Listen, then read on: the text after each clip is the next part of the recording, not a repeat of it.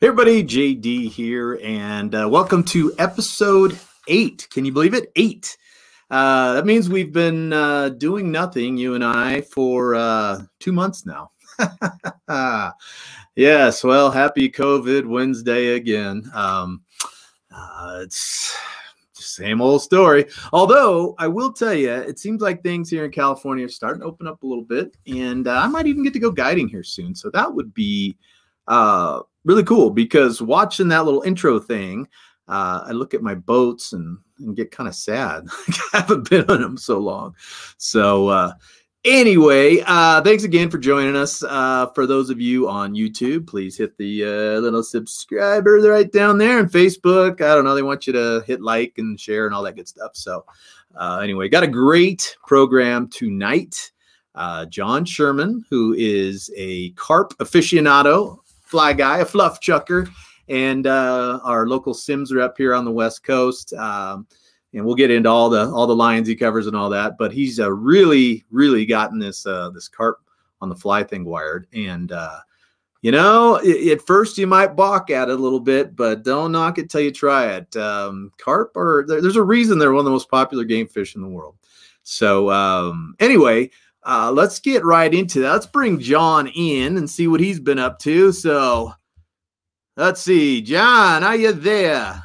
There you are. I'm here. Hey, JD. Thanks for having me. Oh, my pleasure, man. Thanks for coming.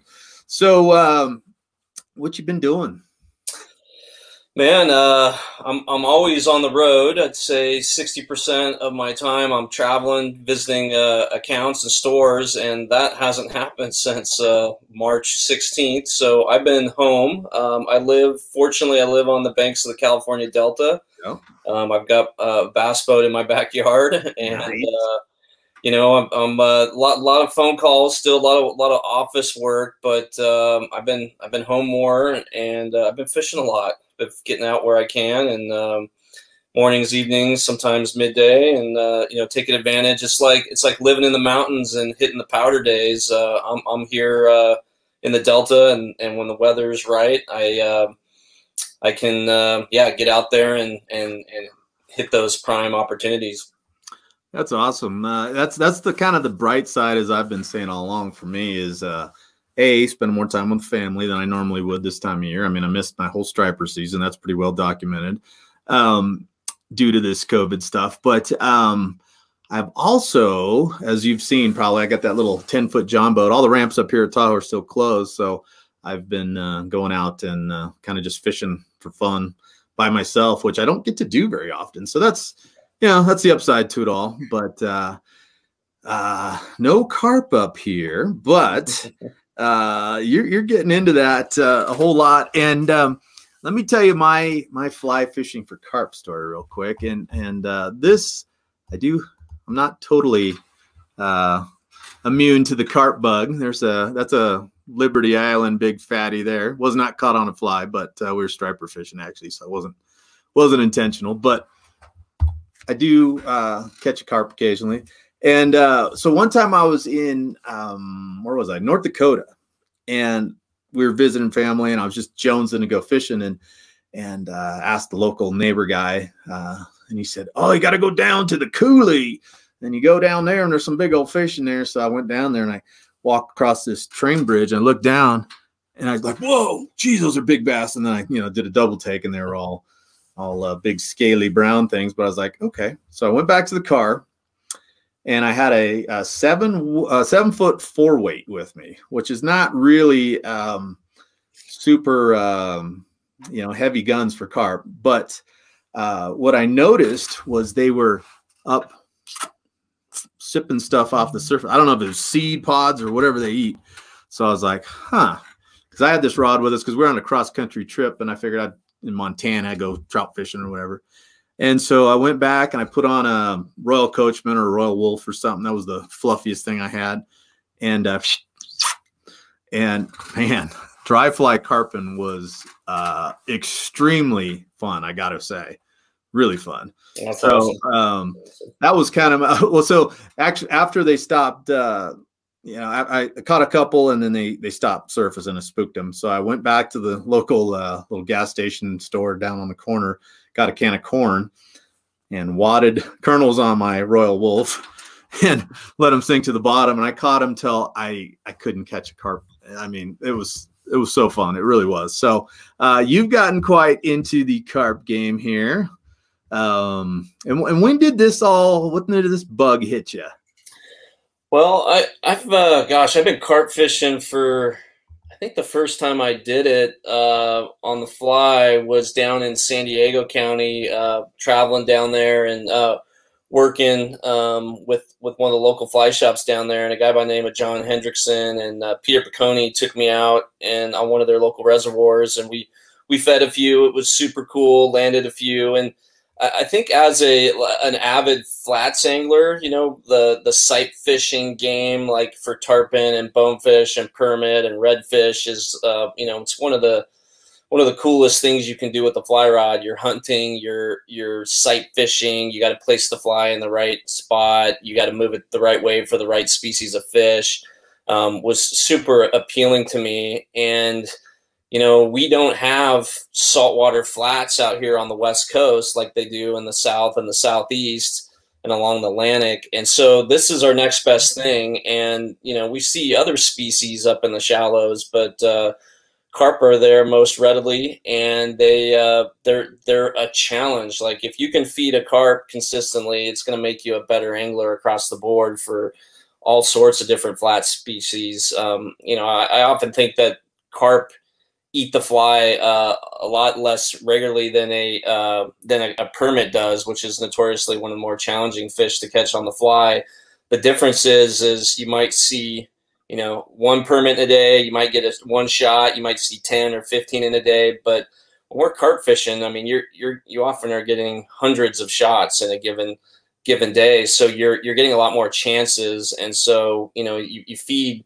You know, the percentages are lower, but you just got a lot more opportunities. So I think it's the hunting component of it. It's the sight fishing component of it. That's a draw. And, you know, we're finding them in skinny, shallow water. And, you know, my friend Kevin Doran built a polling platform for me back in 2007.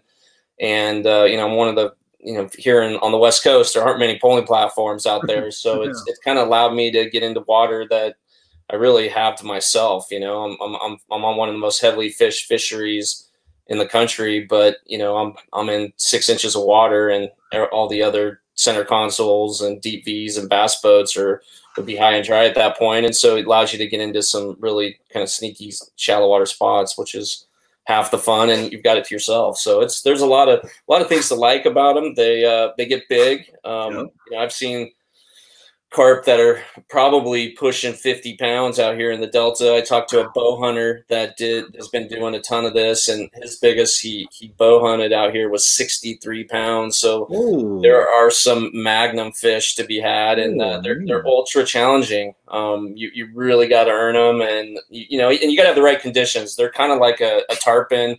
You know, they don't like it super windy, cold snaps, they want no part of. But if you get those kind of warm, hot, still days, they seem to appear everywhere. And it's been fun. There's been especially in the Delta where it's tidal, you know, there's a lot of books, a lot of anglers fishing for carp all over the world. But there's been you know, there's no roadmap or book on how to fish for tidal carp. And so it's just been a really fun learning experience going out there and just learning each day, and you know, figuring out the incoming, outgoing tides, water height, specific flats. Then you have all this different weed and vegetation growth that we have out here that can impact the fishing. And so it's just been, for me, it's just been a super fun game to kind of figure out and learn, and you know, to have that flats fishing type of game here locally. I mean, it's really not being on the Gulf for the East Coast of Florida or something.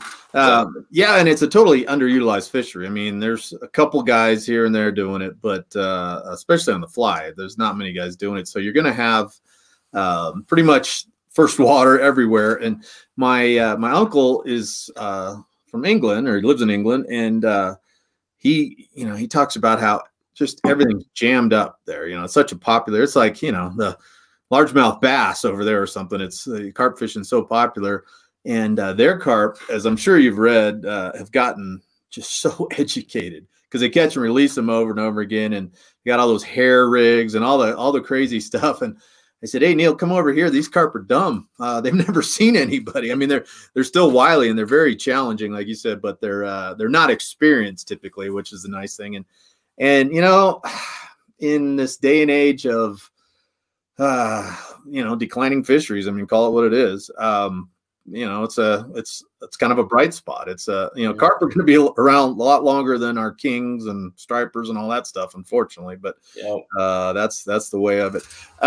So speaking, you were talking about big fish, and that 60-something pounder came from the Delta. Yeah, a guy bow hunted it. Yeah, it's just a massive fish. So okay, so do you know what the world record carp is? IGFA all tackle. I'm gonna say it's well over 100 pounds, and I don't know what it is, but I'm gonna guess 119 pounds. Okay, so you're partially right. Okay, so the IGFA all tackle world record common carp was a 75-pound 11-ouncer caught back in France in 1987. Wow. Now, much more recently, check this thing out. Here's one that weighs, just 90 pounds. Wow. And I mean, isn't that insane? It looks like a 50-gallon drum with fins. That one was a 90-pounder. British guy named Warren Harrison caught it in Hungary at a place called Euro Aqua Lake. And so they've got all these giant ones. You start looking it up online. There's billions of them. Now, we're just talking common carp. There's mirror carp and Asian carp and a bunch of other varieties. And it looks like the mirrors get even bigger than the common carp. But this one, and then, okay, here's the next one. Check this one out. Oops, 100 pounds right there on the button. That one was, that guy's name's Colin Smith, and he caught that in a popular carp lake in the Champagne region of France. And the funny thing is that fish got caught again the next week, weighed 99 pounds, 12 ounces. So it lost a little weight from its fight. And these are obviously much bigger than that 70-something pounder, 75 pounder that was caught in 87, which holds the current IGFA record. And I'm thinking IGFA just didn't acknowledge these because they're coming from those pay-to-play fisheries where they feed them to, you know, to obesity, as you can tell. And so I don't know that for sure, but that's my guess, is that these aren't recognized because it's kind of like the hatchery trout thing. You know, if you plant a rainbow in one of those lakes down Santa Ana River Lakes or whatever down in Southern California, if you plant it a pound heavier than the world record and somebody catches it, you know, it's kind of like, eh. So the same thing here, I'm guessing. Now, how about the fly record? You got any idea what that one is? Man, I don't. I'm not a huge world record guy, but I'll guess. I'm gonna guess 48 pounds. Ooh, you're close. Yeah, they don't keep an all tackle fly rod record. It's all tippet class stuff. But this is the biggest fish taken on a fly rod, regardless of tippet size. This one came from South Dakota. A young kid. He's since caught. He caught this one, I think, in 2017. Kurt Guterosman on Lake Ponset, South Dakota. He caught that in May of 2017. It weighed 43 pounds, 2 ounces. Got it on 12-pound tippet, and then he went back and he's got another line class record a year or two ago as well. Not quite as big as that one, but I got to say, even though those 100-pound beach balls are pretty spectacular looking, this guy's fishing on a you know, seems to me more legit, you know, than fishing on a fish farm, basically. So I'll give kudos to that guy. That's the cooler one of the group, I would say. But for sure. That's interesting. I mean, there's no question I've seen bigger carp than that out in the Delta here, so that makes me appreciate what we got here even more. Yeah, no kidding. Okay, let me see. We're getting some questions here before we get too far into this. Jimmy Walker. They're mostly turds. Oh, that's in response to James Kramer's question. What do carp really eat? And that, Mr. Walker, James Herbert Walker, that that's actually not true, and we'll get into that. Let's see. You know, what's go ahead. Let's answer a couple questions. So, well, let's kind of get into. How about a little carp history in the U.S.? Please. There's a really good film out called Carpland, and it talks about how carp were actually the kind of history behind them, and they were brought over from Europe, and at the time, this is like in the early 1900s, maybe even late 1800s, they were considered a delicacy in Europe. They were found at only high-end restaurants, and they were a fish that people enjoyed angling for. They were a game fish in the people's minds back then.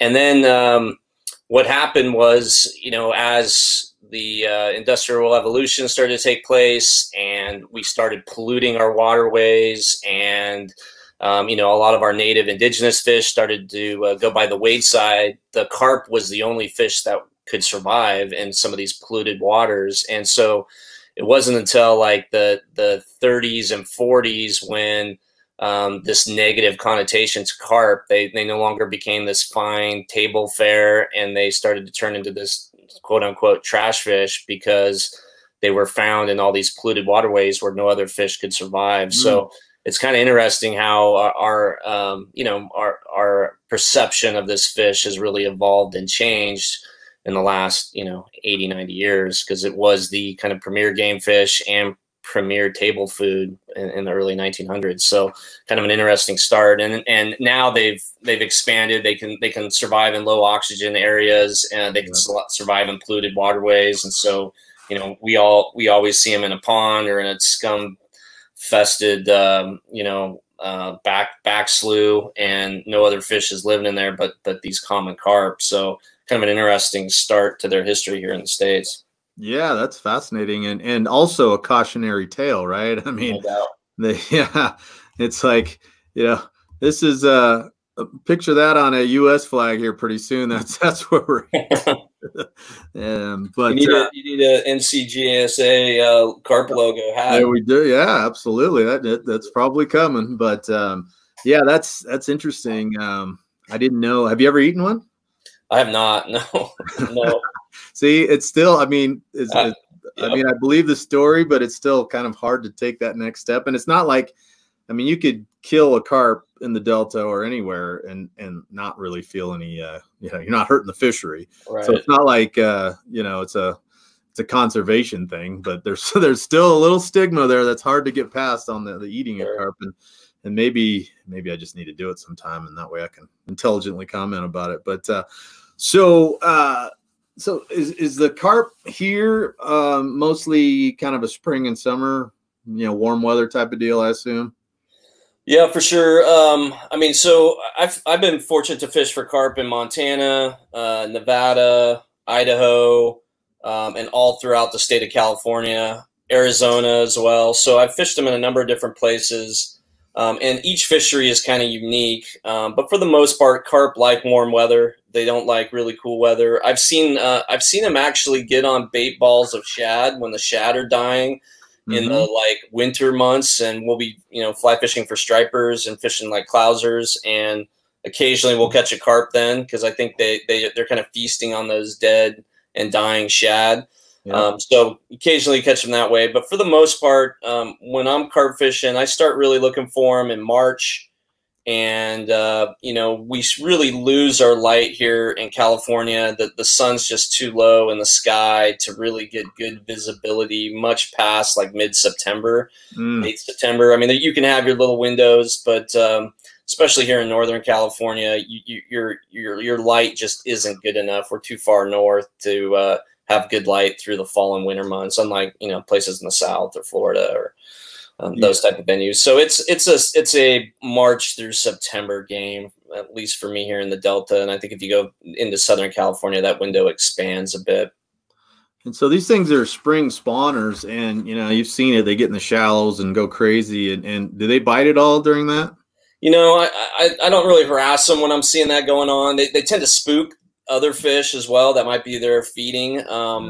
But in that same window, you can definitely catch. I mean, if you see a pod of spawning fish, you go, 100 feet to the right, and there's fish tailing and rooting around and cruising. So you can, you can target fish that are not in that mode at that same time. Yeah. Okay.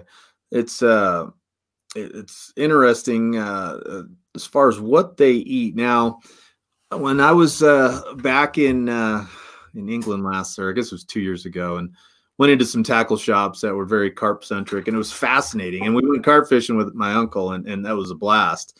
The things that the conventional guys fish for them, a lot of sweet stuff. You notice the sweet corn cooked in strawberry essence. We saw like white chocolate power bait and raspberry this and that, and we got this was the chum. So my uncle Neil would get a bucket, and he'd put some of this stuff. I think we had this orange chocolate stuff. It's a smell I'll never forget. His whole car smelled like it on the way home. But I mean, it's kind of an appealing smell. But then you add maggots to it, oh, live maggots, and then the red. Well, some of the maggots were colored, multicolored maggots, but the red round things. That's that strawberry corn. So you mix all this stuff together and make little boilies out of it, dough balls. And so I was kind of conflicted. I mean, I know carp are sort of omnivores, but this stuff was also funky. And we were using this here. We were using banana flavored boilies, which are just, dough balls. But I love the on the right-hand side there, the other Carp Tech range flavors. You got crab, crayfish, spicy squid, mussel, shellfish, pineapple, tutti frutti, banana, and strawberry.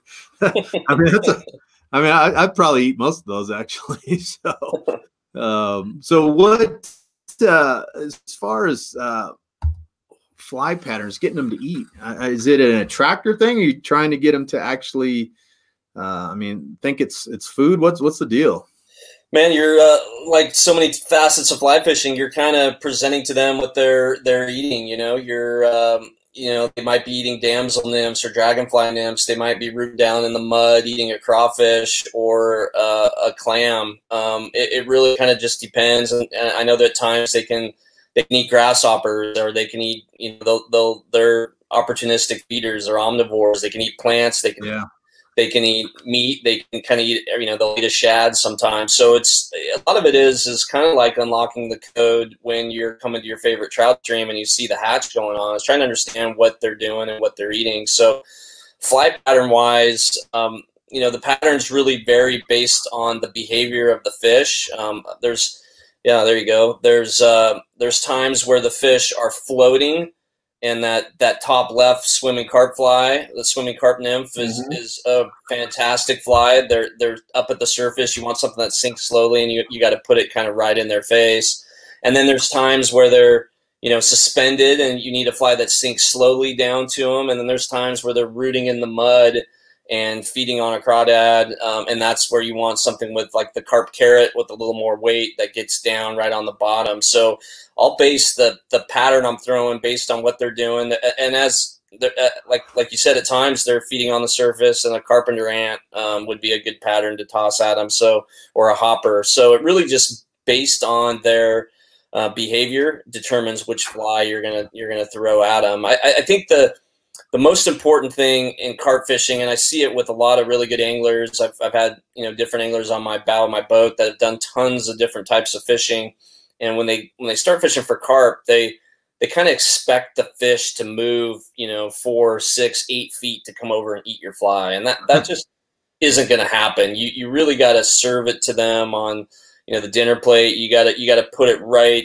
exactly where they can see it and make them react to the fly. You got to cast beyond them and then drag the fly right in front of them. And very rarely do we move the fly. Like it's all visual. You watch when that fish decides to eat. And sometimes you can see it really well. You have really good visibility. Other times you're just going off of their body language to determine if they ate it or not. It might be a little flick of their tail.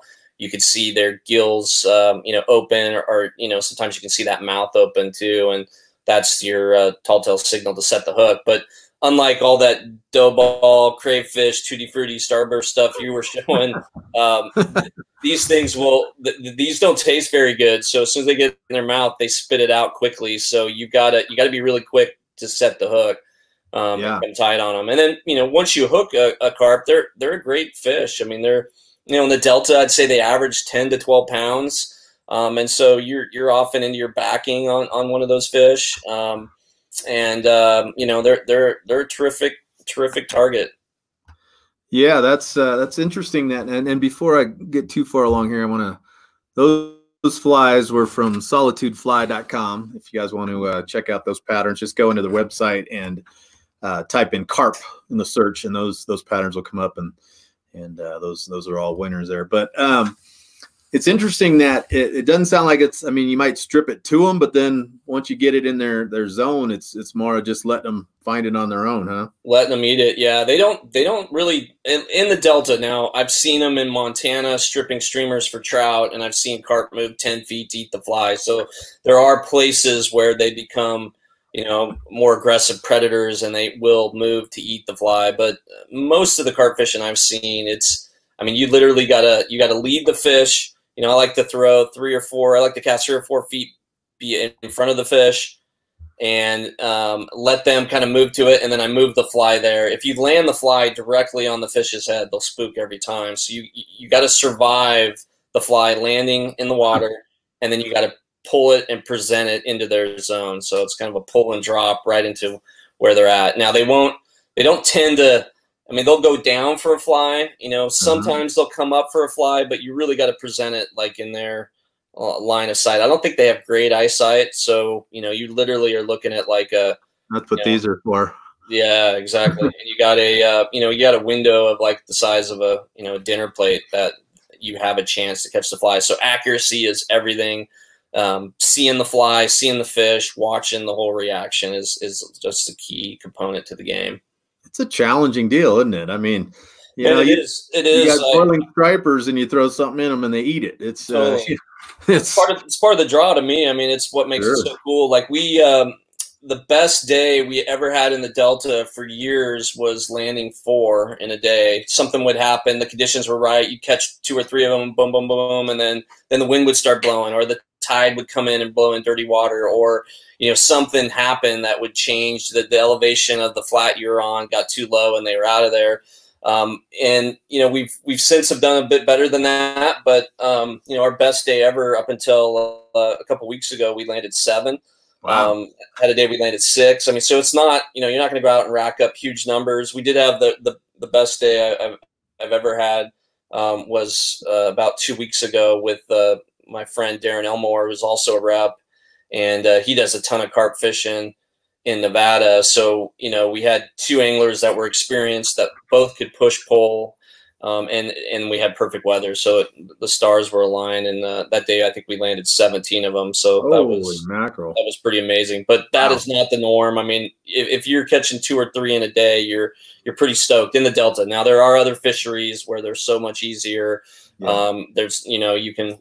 They start feeding on grasshoppers, and every carp in the lake's up there, you know. Oh yeah, well, that wouldn't suck either. That'd be kind of fun for a while. But I'm with you. The chase is the fun.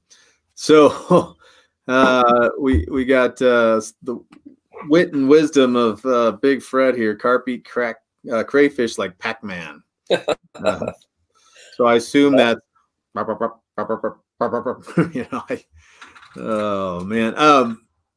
So what, you know, when you go on carp fishing, you're talking about, you know, you 6 inches of water or whatever. What are you looking for? I mean, what makes a good? I assume carp flat is where you're. Yeah, you have to, I guess, by the nature of the beast, really. Totally. I find carp in deep water all the time, but when they're really deep, I mean, so the things I'm looking for are mud lines.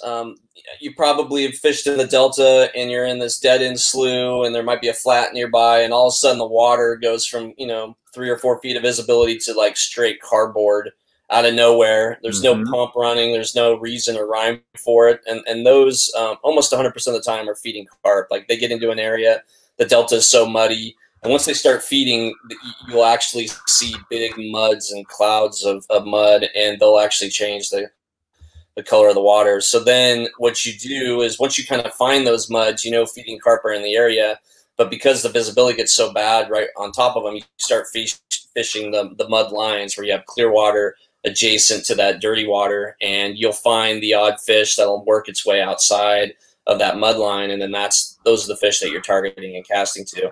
Water depth, 6 inches is pretty skinny. We will see them in that skinny water, but mostly we're fishing a foot to, I would say, 3 feet deep.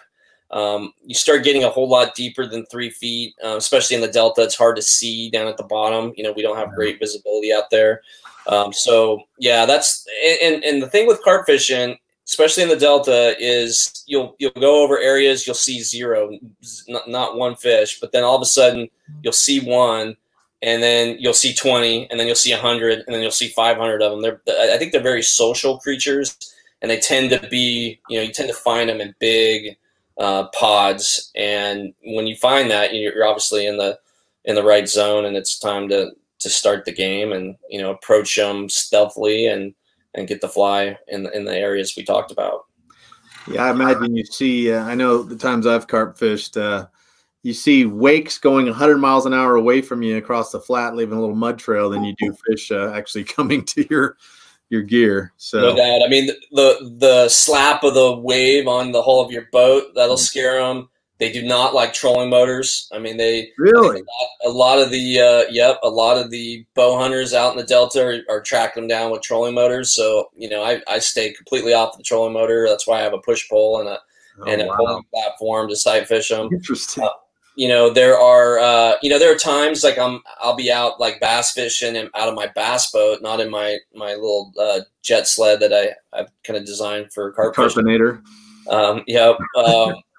I'll use the trolling motor because I have no way of pulling around or anything, and it's amazing how you just bump that trolling motor, how it spooks them. Or if the trolling motor hits a blade of weed, I mean that immediately sets them off. So they're highly audible. Like you slam a compartment too hard, you drop a Yeti mug in the bottom of your boat, like those things send them running. So you gotta hunt. I mean, it's a hunting game. You gotta be super stealthy, and there's a lot more to it than loading up a dough ball and throwing it out there and hanging it off a rod rack. Yeah, wow, that's pretty wild. I mean, the more you talk about it, the more I haven't, like I said, I haven't done it on the fly other than that dry fly session years and years ago, but it's kind of sounding like steelhead fishing. Really, it's the hunt and maybe you get a couple if you're lucky, and then you got the picture of the bonefish behind you, which is sort of the so same kind of deal, huh? Very, very similar.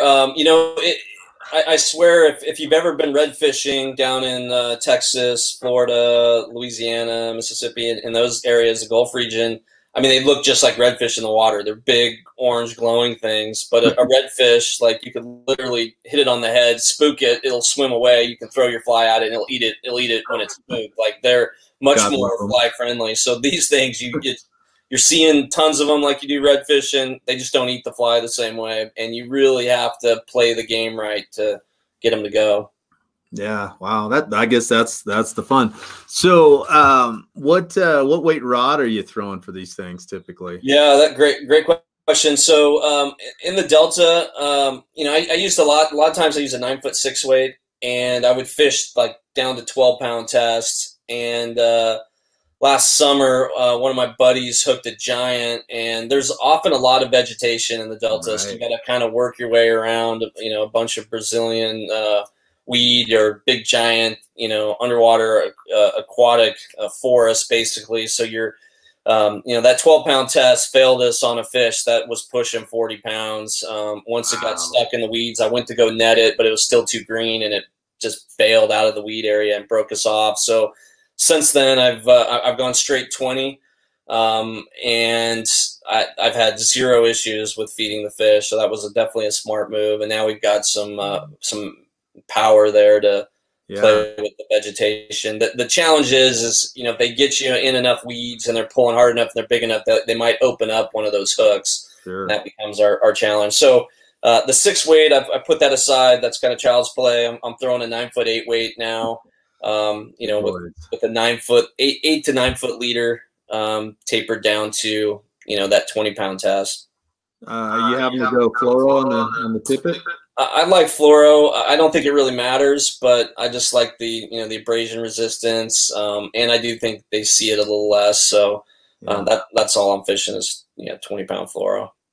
Well, we'll have to, if Big Fred's still out there, ask him what rod in his Douglas lineup would be the carp special. We'll see if he writes in. And then as far as reels, you're fishing. What do you got going there? Yeah, so I work with 2 brands. Besides Sims, I also sell Waterworks Lamson and Hatch Outdoors. So, you know, I'll throw a 7+ on my 8-weight, or I'll fish like I have a Force or a Speedster 7 is a great size that works really well out there. Just something you want a good drag. I mean, these fish will take you into your backing. You want a nice, smooth, high-performing drag. I really like those are really light, you know, for, you know, all the shots that you're getting, just for less fatigue throughout the day. And Hatch makes, you know, the best high-end fly reel in the business, so you can't go wrong either way there. Fly lines for fishing, floating lines, you know, something that loads the rod close. A lot of the shots are 10 to 30 feet, like they're right on top of you. You know, it's pretty hard to feed a carp at 60 feet plus, just because you don't have that visual on that. You know, you're throwing a fly that might only be an inch long, maybe even smaller, so you have to be able to see it, and that's why the challenge at longer distances, and you got to put it in that magic little spot. So obviously your odds improve as you get closer to the fish. Yeah, so that all would suggest that wind doesn't help you either. Wind's not your friend. No, not at all. And they don't seem to like it. Carp do not like the wind. Like when it starts really blowing, like they tend to disappear or find places that are calm. So, you know, that makes, you know, it's kind of like that powder day I was talking about. You live in South Lake, you know what those epic powder days are like up on the mountain. It's kind of the same thing here. And the really rare thing about this whole COVID deal is, you know, I can plan the workday around those prime windows and try to get out there when it does lay down, it gets calm and it gets hot, and go out there and play the game. Looks windy today. I guess I better do some work. Let's see. We got another question here. Let's see. Here we go. This will be interesting. I'm not even sure if I can. I'm not even going to guess. So, our friend Julie Jewell asked, "Do you love carp fishing as much as the Denver Broncos?" Wow, I put him on the spot, Julie. I like me some carp fishing, but I have to say the Denver Broncos are held at a higher esteem than carp fishing is. My dogs, after all, my dog's named after Von Miller. I got Miller the Lab, and I had Portage the Black Lab beforehand. So we're big time Bronco fans here. But great question, Julie. Yeah, hopefully there'll be some football for you to watch this year. Jeez. No doubt. So what else? Fishing shallow water. Not a whole lot of action to it. So have you ever catch anything else in there while you're carp fishing? Something funky, grab it once in a while? Oh yeah, stripers, bass. Absolutely, I've seen sturgeon up on those flats. I mean, in really skinny water, you see it all. It's all up there. You know, we don't talk about that other stuff very much, but yeah. Pretend there's only carp up there. Right. Now, so is there any sort of dry fly scenario going on the Delta at all? I have yet to run into it. I haven't seen it. I'm sure at times, you know, I've seen hexagenia, the big yellow mayflies. I've seen them pop in the Delta. I've seen other mayflies, and, you know, there's huge midge hatches out there. So I personally haven't seen it, but I wouldn't be surprised if there's a window during the year where something like that can happen. Yeah, that's interesting.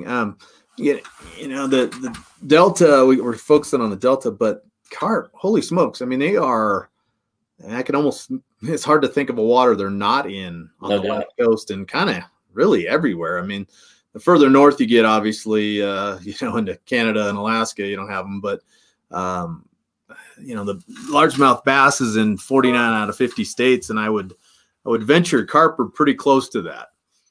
Yeah, yeah, they're everywhere. I mean, that's one of the cool things about them is you don't have to travel.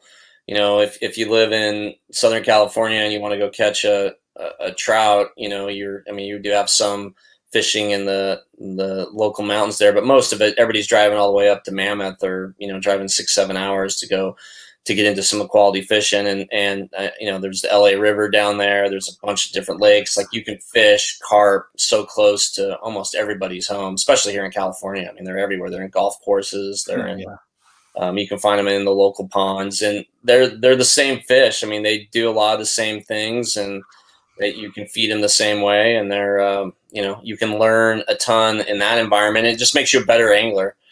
So it just adds more skill set to what you can do, and apply that to other species as well. Yeah, anything you can do to up your game certainly helps.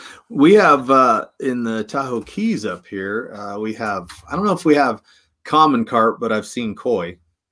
So that's kind of unexpected, but maybe the next great carp destination. I don't know. Maybe. Who knows? That's funny. When I was, you mentioned the LA River, and when I was looking up the carp records earlier today, I noticed on, I think it was 2 or 3 of the Tippett class carp records were from the Los Angeles River, which I thought was pretty funny. World class carping destination, I guess. Of course, that used to be, as you know, a steelhead producer back in the day, and I guess as recently as like the 50s, I mean, they caught lots and lots of steelhead out of there, and now it's mostly a concrete ditch with graffiti and movies being shot, Terminator and that kind of stuff in there. But they have a couple stretches. I've been, I can't remember where it is now, but upriver a little bit from town, they've got it kind of a little more naturaled out. I mean, not, it's not the way it was, but the LA River's looking a little better. The other place that is full of them here locally is the American River. And you talk about early on, you were talking how they kind of have this negative connotation that they just live in toxic swamps, but you see them zipping around. In fact, one time on the Lower American, it was in it was like August. It was early kind of salmon season, and I came up from the mouth, and I think we were striper fishing actually, and in the where the dredger hole is there, big deep hole, and I saw what I swore were kings rolling. It's not like I haven't seen a few kings in my day roll, and so I was like, oh, okay, don't have any salmon gear today, but tomorrow I'm going back up there. Salmon gear. I trolled around all those things, and I talked to like Bob Spar and a couple other guys who'd been there, other experienced guides. And I'm like, dude, there's salmon rolling all over there. I know, couldn't get them to bite. And then one time, one just caught the sun just right, and I was like, those are carp. Son of a bitch. I can't believe I got fooled into that, but I did. But it's a kind of an interesting fishery when you catch them in the flow there with some current, and they can really burn some drag.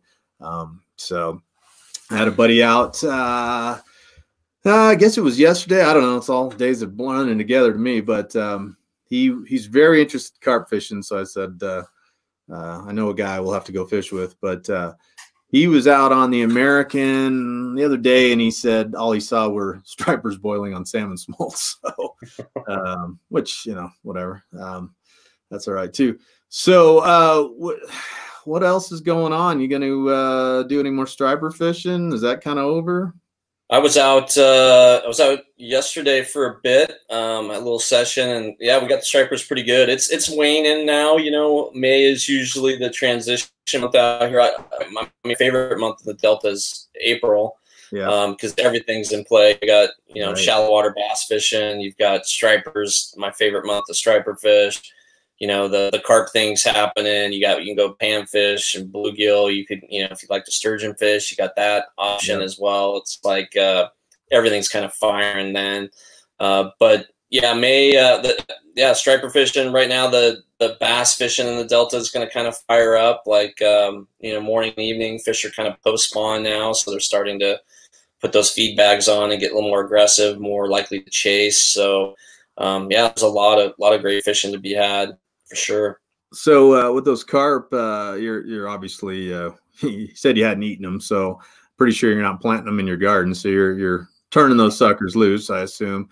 And it was funny because my British uncle one time, he was asking, Fred and I took him bass fishing on Clear Lake, and it was hilarious because I mentioned he saw a carp swim by, and I said, they do a lot of carp bow fishing tournaments out here, and he was just, oh my God, that's a terrible waste of a magnificent sport fish. And I mean, he was just like, he couldn't believe it.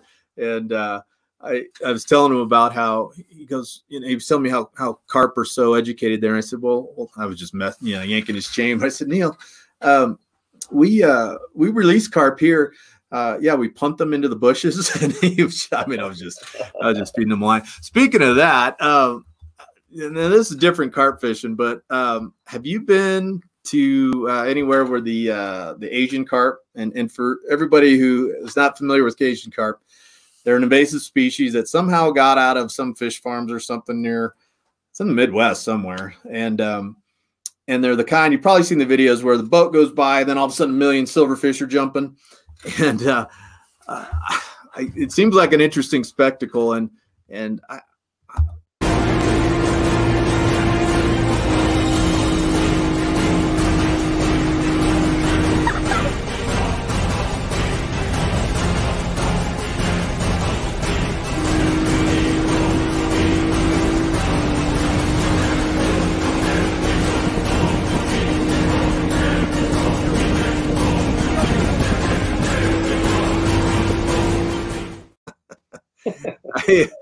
there's a million videos like that.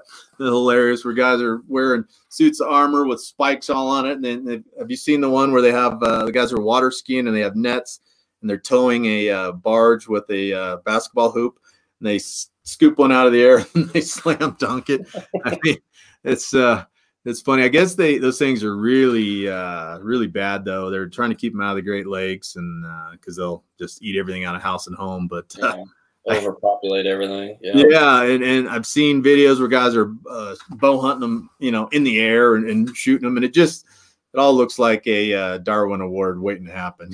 Somebody's gonna take some buckshot to the head. Okay, more questions. Here we go.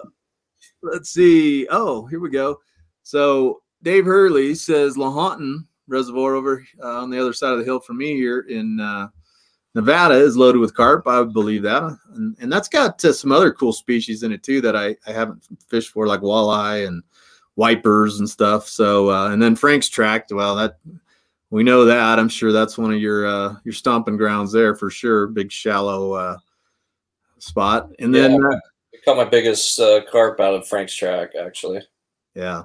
Well, and I know the bass guys and the striper guys typically fish kind of the perimeter of that. So are you able to find carp way out in the middle kind of by yourself? I mean, I think you'd have to without boat wakes and stuff, right? Well, yeah, it just depends. If you get a weekday in the summer and it gets warm, I've had them float in like 8 feet of water. They just start appearing all around you. But around the edges and a lot of those same places you would bass fish, you'll find carp cruising the edges and tailing and pushing around in there.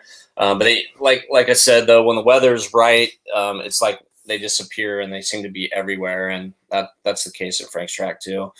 But you can find them, mostly around the edges. I'm not finding them way out in the middle of the track, but I'm sure they're there at the right time. Sure. Now, I know you got some footage. I saw some pictures of you. You were down south at your mom's or whatever you're doing, and you caught some on golf course ponds, right? So Landon's asking about how to catch carp, and he's specifically in ponds. Oh, he's got a lot of questions here, but I don't know about grass carp. I don't know anything about them. But I've caught them in Arizona. Some of the guys there are really dialed in, and grass carp are tough because they're only feeding on vegetation. So you're trying to imitate whatever they have, you know, floating around in there. So it's often like a little green yarn fly or something that'll be on the surface that you can kind of force feed one of them to eat. I have caught one before in Arizona. It's probably been, gosh, 15 years ago now. But that was the only time I fished in a place that had them. So it's all visual again on the surface or just below the surface, and then trying to find and match what type of vegetation they're eating is the challenge. You know, carp in ponds, it's just like carp anywhere. It's landing the fly out in front of them, not spooking them when the fly lands, and then pulling the fly right into their zone. And if it, depending on what depth they're at, you have to pick the fly that's going to sink super slow, or a little bit kind of like something with chain eyes that sinks a little bit quicker. Or if they're on the bottom rooting around with their tail up, that's when you throw on a fly with a little lead eyes, so they'll get right down into their zone. So that's pretty much the same scenario in each fishery that I've experienced. You know, I think as far as, you know, some other tips to throw out there is color of fly. Like I really like rust is a really good color. I didn't think they ate black, but Darren showed me the last time we fished, they'll eat black too. They eat olive. You know, you want a fly that you can see and a fly that looks natural to the carp as well. And again, it has to be tied on a really good hook because they're a bigger fish than like they tend to have a lot more weight than your typical trout does. So your standard trout flies don't tend to work. Yeah. Have you ever caught mirror carp? I have. So from what I know about carp, mirrors are common carp with some sort of you know, scale differentiation. They're exactly the same, but they have that mirroring effect. So I think they're actually the same species. I mean, I'm not on that one, but they act exactly the same way. And we did catch them at like one of my first carp experiences, which was on some reservoirs in San Diego County, and they had a bunch of mirror carp in there as well. Yeah, they're exactly the same as a common. They just have that you know, different half scale, half not leather kind of thing. Skin, yep. So our buddy Mr. Stone here, he wants to go shoot them. Come on, James. That's not catch and release, man. You gonna eat them? I would pay to watch that actually. And then and I was going to say, when you were talking about the fly patterns in ponds, you know, I was going to say, when in doubt, throw a handful of corn in, and that's what Landon was asking. Well, corn work, corn, I'm sure works. I mean, back when I was a kid, we did bread. You could chum them up, kind of get them coming and feeding, and then bait your hook accordingly. Yeah, again, my British uncle, they float crusts of bread for carp. You know, they break off a little piece and float it out there, and it's too bad you don't get shots at them on the surface out where you're fishing mostly, because you know, in my limited carpet experience with the fly, that slurp was pretty cool, and they were really wily. Like you know, I had a bunch of them reject it before. You know, they're like Spring Creek trout or something. You know, they kind of go, no, and then, you know, suddenly a couple, I don't know if they got in a frenzy or something, and a couple of them got crazy and bit, but it was pretty cool. So that's unfortunate. But I have heard, like Dave said, that they do out there at Lahontan, they eat, I don't know, cottonwood seeds or something falling. So that would be a pretty easy fly to tie, I would think. But I've run into the dry fly thing down in San Diego, fishing with my buddy John Hendrickson down there, and they get keyed on hoppers. You know, when the summer months are cranking and the wind's blowing, it blows hoppers into the water. And then I've seen them on scum lines, like eating. You can get them to, I think they're just kind of pooping and eating algae and stuff. But you put you put an Adams in front of them, they tend to eat it too. So I've seen it. It's pretty cool. It's a cool game. Yeah, I wish I saw that here in the Delta. Yeah, locally here, but hasn't been the cool case. My buddy Alan says thanks. Cool. Oh, here we go. Matthew Davidson had 3 males follow a female I hooked into my net trying to spawn her. broke my salmon net in the process. Well, yeah, pay your money or take your chances, I guess.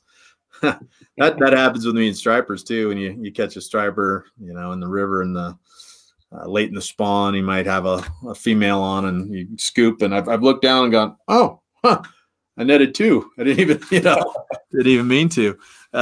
So that's cool. So you got that one, I take it, Matthew. Oh yeah, he says it was worth it. John Jose Rubio says he's heard you've caught a carp here or there. Yeah, nice. Jose works with me, so he's just chiming in. Yeah, I've had Jose out. He's done a little bit of carp fishing with me, so he's got to see what that game's all about. That's cool. Let's see what else we got here. Oh, Landon again. So there's a spot where me and my dad fish at West Point Lake, and it used to be loaded with bass, but carp came in and invaded the bass fishing hole. Why do carp do that? Well, it's not personal. They just that's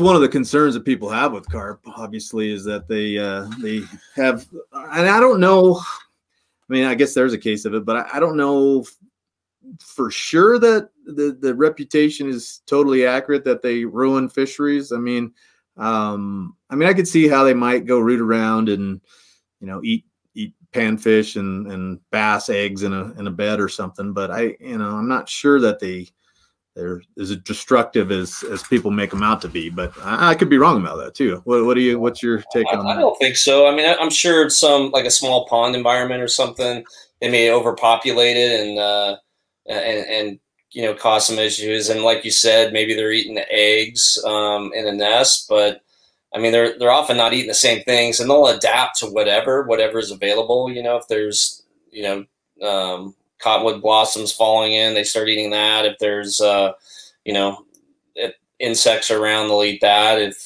there's a dead bait fish on the bottom, they'll eat that. So they kind of adapt accordingly. But I haven't seen it personally ruin a fishery, but I mean, there are places where there's an awful lot of them, and maybe they are having more of an impact than we know. Yeah. But they can survive where others can't. So that's why we often see them in urban environments. They're the fish that's going to survive the apocalypse, that's for sure. Okay. So Don Newman says there's two legends talking about carp. I'm not sure who the legends are, but that's cool. And then Puffy D has a question for us. Talk about how easy polling is. I sense that is a sarcastic comment, but go ahead. Darren is actually a carp guide. He guides up in Northern California. You know Darren well through the California Guides and Sportsmen's. Yep. And that's the big limiting factor. Like pulling a boat is not easy, especially in the wind. Getting a push pole to California is not easy either. They must be. I mean, they break down a little bit, right? I mean, they don't. So I had when I first got my polling platform built onto my jet boat. Me and that same guy that built the platform, Kevin Doran. We ordered a couple poles together, and it was an 18-footer straight one piece. And that was too short. I used it for, I used it for 12 years, 13 years, and you would just climb the pole and you would run out of scope too quickly, especially in deeper water. So I just got a 22-footer. Darren Elmore and I ordered a couple poles to share the freight cost, because you can imagine how expensive that is to ship around. And last year we ordered two 22-foot poles, and when they showed up, they both were broken. So then we had to go through an insurance claim, and Darren's dad was a lawyer, and he had to get involved, and we actually finally got a refund on them, and the freight company owned up, and I finally got, a year later, I got my new 22-foot one-piece push pole. I never thought about that. Yeah, it's super challenging to get out here. You can break them down. There are, collapsible versions with ferrules and all that. They just don't tend to be as durable. They're heavier. They're not nearly as light. So the one piece is definitely the way to go. All your Florida tarpon guides are using one piece. Poles, bonefish guides, etc. So they're made in. I guess Stiffy is out of. Stiffy push poles is out of. I think they're out of Texas. somewhere in the southeast. And yeah, it's hard to get a push pole to California. Well, let's ask this guy right here, see if he can't get some into to his shop there, RMI in Eureka. Yeah, I'm sure those would be hot sellers. You know, if you're gonna order, what's up, Justin? By the way, thanks for tuning in. If you're gonna order a 22-foot pole, it sounds like it might be cheaper. I mean, I know it shipping a one-piece fishing rod. I mean, it's ridiculous, and that's, you know, 8 or 9 feet or whatever, 7 feet. A 22-foot. I mean, wouldn't it be almost cheaper just to buy a boat and have them ship it in your new boat and package it?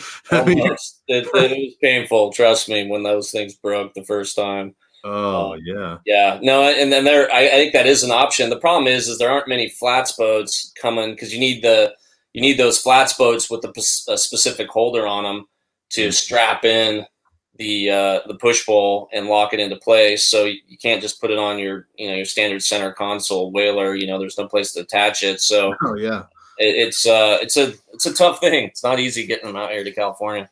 And your little jet boat's shorter than 22 feet long, isn't it? Yeah, jet boats. I have a 16-foot low roughneck that I use, and then I've got that collapsible poling platform that I put on there, which is kind of cool. In the morning, I'll go out and I'll smallmouth fish or striper fish, and that poling platform, as you can imagine, is a casting obstacle, and so I can then literally take it from the middle of the boat and then build it quickly, and 10 minutes later I have it installed over the top of the motor. And that it's amazing. I mean, you probably, unless you've been on a poling platform, how much better you can see with an added 3 or 4 feet higher. Yeah. Your area of view, and that's the coolest thing. And Darren can attest to it. Darren Deal was checking in with us. Like, you got the best seat in the house. So, you know, a lot of times if you're the angler, you know, that you're fishing with on that day, or I'm fishing with on that day, doesn't know how to pole, you know, I'm fully content just to be up there pulling myself and looking at the whole thing, watching the whole show go down, because it's the best seat in the house, and you're seeing every one of those eats and seeing the way the fish react to it. And often you're having to coach the angler on the bow, you know, because they're losing their mind because they've had 100 shots and haven't got one to eat, or they keep spooking them on their cast, or you know, they just haven't figured out how to feed those things the right way. So it's a really, really fun game. Yeah, that's that's fun. Let's see here. What else we got here? For the average Jose, what's so special about Florida push poles? I think it's where most of them originate is probably the answer. So, yeah, there aren't many places that build poles. You know, when I go down and fish in Belize, our guide down there, Junie, he's actually using a big wood stick, actually. You know, that the certain kind of tree down there that has the nice long, you know, straight, not all jarred or bent poles, and he's using that. You know, if you can find that perfect stick, there's some fiberglass versions that are out there that are just way heavier. So you want that full graphite push pole that is durable enough, because, you know, as you can imagine, you're trying to, you know, dock your boat at a boat ramp, and you have a 22-foot pole that's extending, you know, multiple feet beyond and behind your boat, so you could easily kind of hit it the wrong way and break it. So, yeah, you gotta totally take care of that thing. But it's all about the lightweight graphite pole, and its ability to, you know, take you into really shallow places that you can never get to with a trolling motor or your outboard.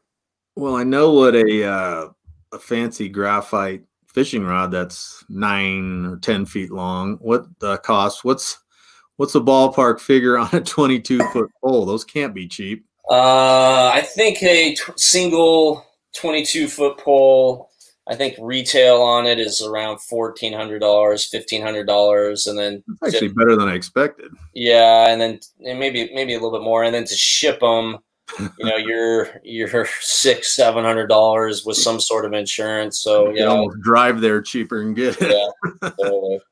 Yeah, that's actually and what are they, you know, yay big around kind of. You know, they're yay big around. So what's that 22-pounder weigh? Man, that's a good question. I bet it only weighs a couple pounds. Wow. It's crazy light. Wow. Wow. That's cool. Well, I mean, you'd hate to be, you think about the old boys in the, 60s and 70s pulling with probably one that weighed 50 pounds, made out of some birch or something. Yeah. So, a lot of them were fiberglass. Those first fiberglass poles, yeah. they're just crazy heavy. Yeah. Well, cool. That you got me kind of getting a little carp on the fly bug going here, John. So tell me how to do it. I'd love to take you out there. Yeah, it's a fun game, and you would I think you'd be pretty impressed. I mean, those that have done it with me are like, man, this game is rocks. Like this is really, really fun stuff. And you can go out and fish with someone like Darren Deal, who's actually guiding for him, and you can go experience the game. Darren works with AC Fly Fishing there up in Northern California. Hogan Brown does some guiding for him too up in out of the Chico area. So there's some great guides to kind of get you into the game and show you how it's done. And it's great stuff. I mean, I think once you do it, you kind of get hooked on it, and it's pretty addicting. It's not easy. I mean, you earn those fish, and once you learn how to feed them, then it's like a light bulb goes off, and you can be quite successful with them.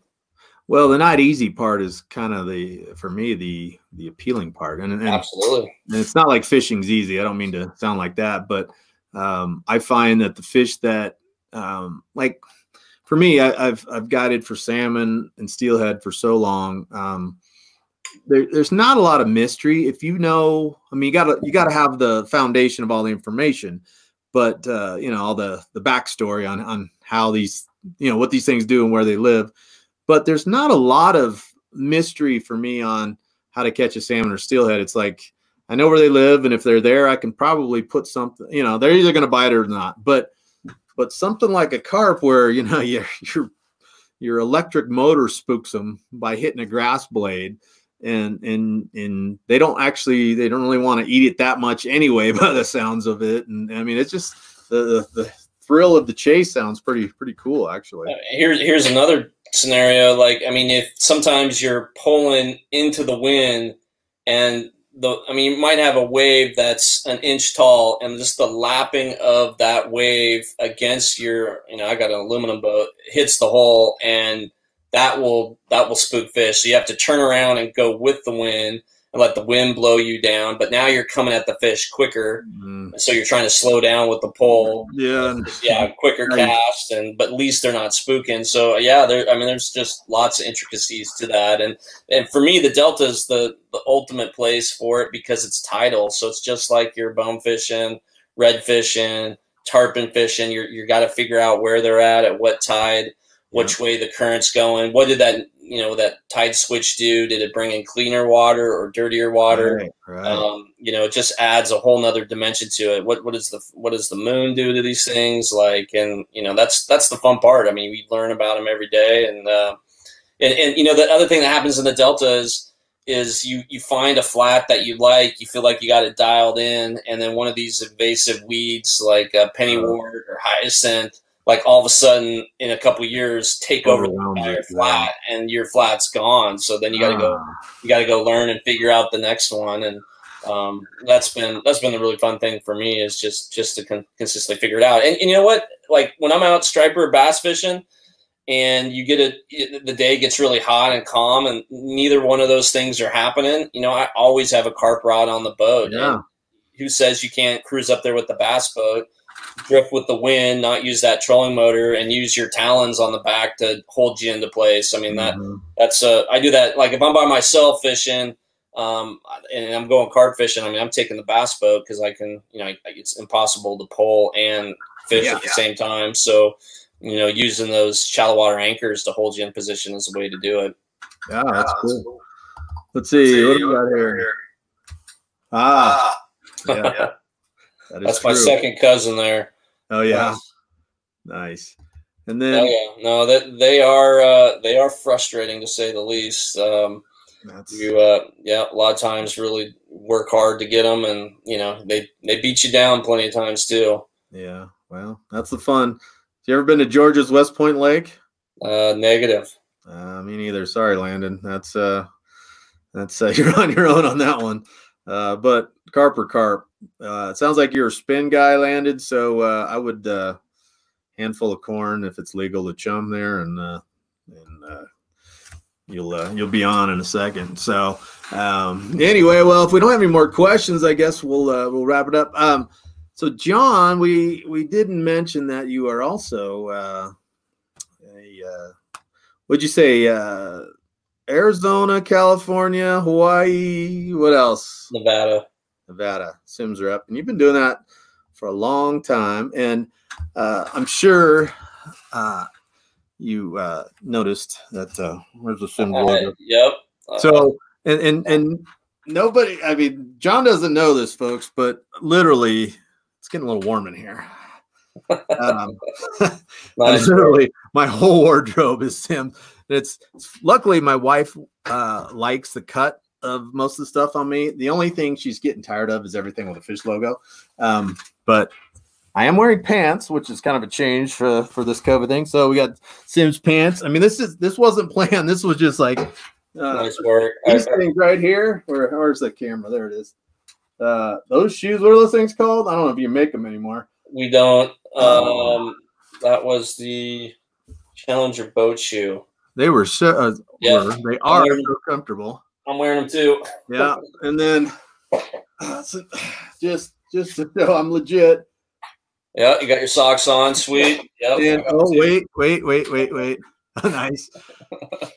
I even have a Sims wallet, folks. There you go. Now you got to show me your underwear.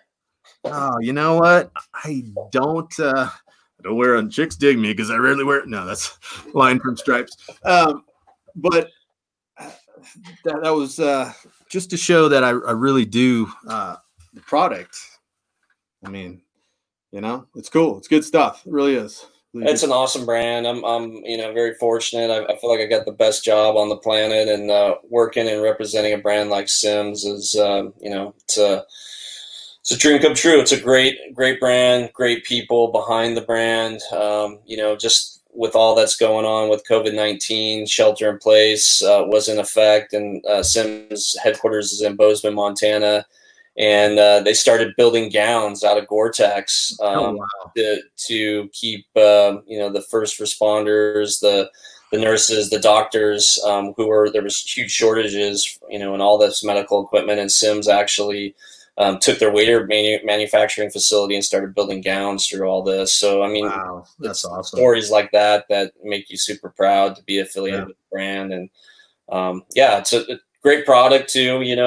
I've sold a number of brands over the years, and it's nice when you're working a consumer show and most consumers are coming in and giving you high fives and telling how great product stories. And it's a cool brand to be to be working with. And I've been selling Sims since I actually worked in retail in the mid to late 90s up at Pal Fly Shop and then Chico Fly Shop. So I was selling some of the first Gore-Tex waders back then, and then in 2000 started working with the brand and selling as a sales rep. So been with the company for a long time, and great people behind them. And we go out to Bozeman 3 or 4 times a year.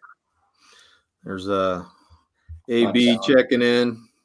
And Sims, I don't know what percentage the Sims business guides is, but or guides are, but certainly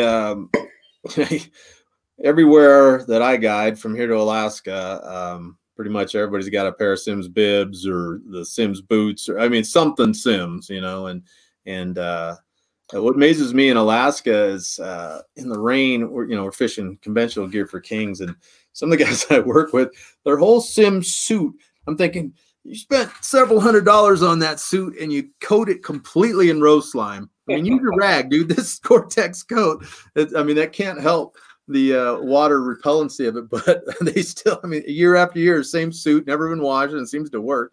That's a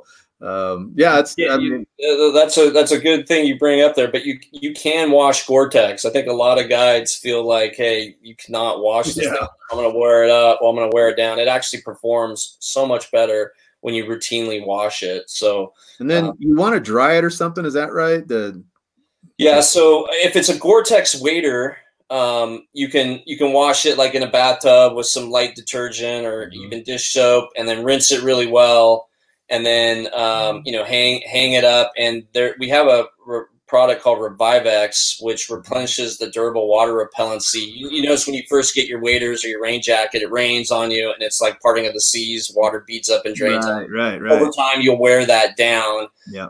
And you can replenish that by applying Revivex after you've washed your waders, and then taking its heat activated. You take like a blow dryer and you know, get the Revivex to set and heat up, and then it becomes it kind of replenishes that durable water repellency. Now, on your rain jackets and on your bibs, you can actually, after you wash them, you can wash them in the washing machine. You can do the same thing with waders. You can put it on a delicate cycle and wash them in the washing machine. But you don't want to throw your waders in the dryer because of the adhesion between the Gore-Tex fabrics and the neoprene.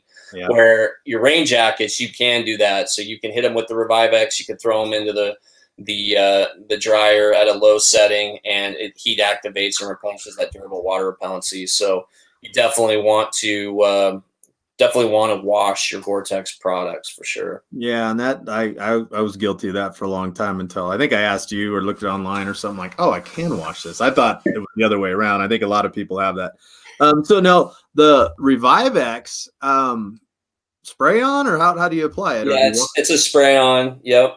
It's a spray on. So it comes, it's made from, it's a Gore-Tex product. So it's designed specifically for Gore. It does work on other fabrics as well, but you can, so you wash it, eliminate all that dirt and, you know, salmon egg slime off the jacket. And then while it's still wet, you apply the Revivex to the fabric, and then it's heat activated. So either the blow dryer in the course, in case of waders, but in the case of a rain jacket, you just throw it into the dryer.